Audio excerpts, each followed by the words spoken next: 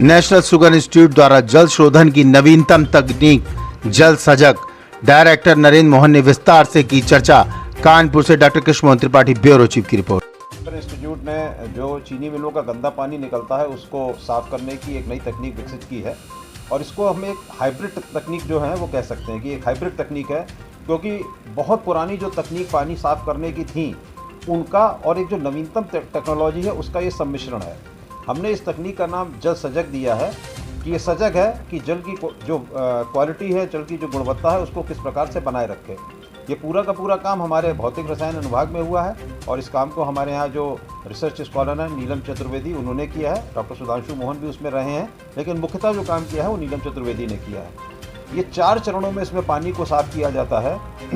अगर आप देखें जो चीनी मिल का जो गंदा पानी एफ्लुएंट निकलता है तो सबसे पहले जो इसमें सबसे इनोवेटिव चीज़ है वो इनोवेटिव चीज़ है इसमें एक फ़िल्टर, जो बायो फिल्टर भी कह सकते हैं, डीप बेड फिल्टर भी कह सकते हैं। आपने सुना होगा या पढ़ा भी होगा किताबों में कि ईसा से 2000 वर्ष पूर्व जब पानी को छाना जाता था कि बड़े पत्थर, छोटे पत्थर, रेत और कोयले से, तो पानी साफ़ हो जाता था। कितना साफ़ हो जाता था उसके तो आंकड़े उपलब्ध नहीं है, लेकिन हाँ पानी को साफ़ करते थे। ये जो हमने बायो फिल्टर बनाया है उसमें उस तकनीक का उपयोग करते हुए उसको इनोवेट किया है। उसमें वर्मिकुलाइट का भी इस्तेमाल किया है और सबसे ऊपर उसके कुछ वनस्पतियों का भी उपयोग किया है जो कि प्रदूषण के जो कारक हैं उनको दूर करने में सहायता करता है। वहाँ से जो पानी निकलता है प्राइमरी फिल्टर से, जो कि एक बायो फिल्टर है जिसमें कि फाइटो रेमेडिएशन टेक्निक का भी उपयोग किया गया है, वहाँ से जो पानी निकलता है वो काफ़ी साफ़ होता है। उसको फिर और साफ़ करने के लिए हमने जलकुंभी का प्रयोग किया, हाइसिंथ का, और वो फाइटो रेमेडिएशन टेक्निक पे उसको पुनः साफ़ किया। 24 घंटे का उसके अंदर रिटेंशन होता है। अब वहाँ से जो पानी निकलता है वो लगभग साफ़ होता है, लेकिन उसकी गुणवत्ता को फिर और बढ़ाने के लिए मैं आपको बताना चाहूँगा कि चीनी मिलों से जो बगास निकलती है, खोई निकलती है, उसको हम बायोचार में कन्वर्ट कर देते हैं। और बायोचार एक ऐसी चीज़ होती है जो पानी को साफ़ करने में सहायक होती है, उसके कलर को एब्जॉर्ब कर लेती है और कुछ और एक्टिवेटेड बायोचार फिल्टर से पास किया। अब वो पानी जो निकला वो पानी आप ये समझ लीजिए जो आपके नलों में आता है, जो घरों में आता है, जो घरेलू सप्लाई में आता है, उसका उपयोग आप कहीं भी कर सकते हैं जैसा कि आप करते हैं। लेकिन आज आदमी बहुत संजीदा है, वो इसकी बात करता है कि नहीं हमको बड़ा सेंसिटिव है, सोफिस्टिकेटेड है, तो उसको बोतल बंद पानी चाहिए। तो उस बोतल बंद पानी के समतुल्य बनाने के लिए हमने उसको आरओ से पास कर दिया और वो जो पानी निकला वो आपका कोई भी जो बोतल बंद पानी है उससे बेहतर ही क्वालिटी का है, उससे कम गुणवत्ता का नहीं है। इस पूरी प्रक्रिया में जो सीओडी बीओडी है, इसका जो रिमूवल है, जो इसको दूर करने की जो क्षमता है वो लगभग 100% है। टीडीएस जो है उसका भी रिमूवल जो होता है उसको जो दूर करते हैं 95% से ज़्यादा ही करते हैं।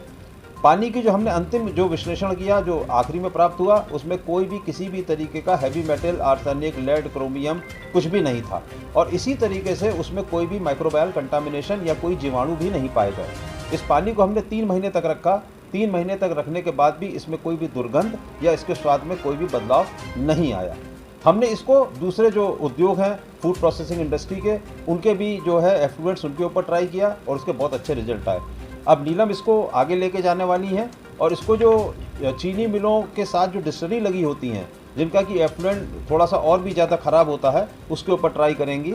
और आगे हमारा जो प्लान है वो प्लान ये है कि हम इसको इंडियन शुगर मिल एसोसिएशन के साथ वार्ता करके डीसीएम और डालमिया की चीनी मिलों में पायलट स्केल पे इसका ट्रायल करेंगे। सर, टेनरी इंडस्ट्री में बेसिकली हैवी मेटल्स का वाटर ही रहता है जी, तो क्या आपने जो टेनरी में कोई वाटर है उसकी भी टेस्टिंग की है? नहीं, टैनरी के वाटर की हमने अभी टेस्टिंग नहीं की, क्योंकि हमारा उद्देश्य, हम चीनी उद्योग से जुड़े हुए हैं, तो हमारा काम ये होता है कि हम सबसे पहले चीनी उद्योग को देखें। तो चीनी उद्योग का जो पानी है उसको हमने ज़रूर टेस्ट किया और चीनी उद्योग के साथ आज हम कल्पना ये कर रहे हैं कि चीनी उद्योग फूड प्रोसेसिंग इंडस्ट्री के साथ जुड़े, तो हमने कुछ फूड प्रोसेसिंग इंडस्ट्री का भी पानी जो था, गंदा पानी जो ईस्ट जैसे है, खमीर जो बनता है, उससे जो पानी निकलता है उसको, या दूसरी फूड प्रोसेसिंग इंडस्ट्री के एफ्लुएंट को तो हमने ज़रूर देखा।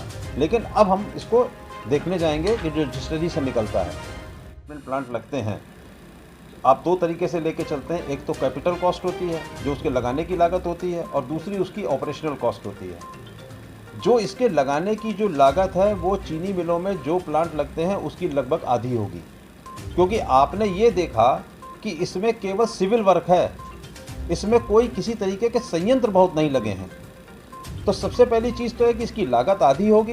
दूसरी चीज़, ये पूरी की पूरी प्रक्रिया प्राकृतिक है, हर चीज़ इसमें प्राकृतिक है, कोई भी चीज़ इसमें जो है केमिकल या दूसरी नहीं है। पेड़ पौधे एक फ़िल्टर जो आपको पत्थर और कोयला और वर्मिकुलाइट जो सब जगह मिल जाएंगे वो लगे हुए हैं, तो इसकी ऑपरेशनल कॉस्ट भी कम है। तो कुल मिला के मैं ये मान सकता हूँ कि इसकी लागत लगाने की भी लगभग आधी होगी और चलाने की भी आधी होगी। शुगर इंडस्ट्री के एफ्लुएंट पे तो हम काम कर ही चुके हैं, लेकिन जो हमारा डिस्टिलरी से जो हमें एफ्लुएंट मिल रहा है, जो वेस्ट वाटर मिल रहा है, उसकी क्वालिटी शुगर इंडस्ट्री एफ्लुएंट से बहुत ज़्यादा ख़राब होती है। मतलब COD BOD उनके बहुत हाई होते हैं। तो आगे का हमारा यही काम होगा कि हम इस जो हमारा ट्रीटमेंट सिस्टम है, इस पर डिस्टिलरी के सैंपल्स को भी ट्राई करें, देखते हैं कि उस पर कितने अच्छे रिजल्ट्स आते हैं। बाकी अगर कुछ इनोवेशंस की ज़रूरत होगी तो हम आगे वो भी करेंगे, ताकि वो डिस्टिलरी में भी अच्छा काम कर सके।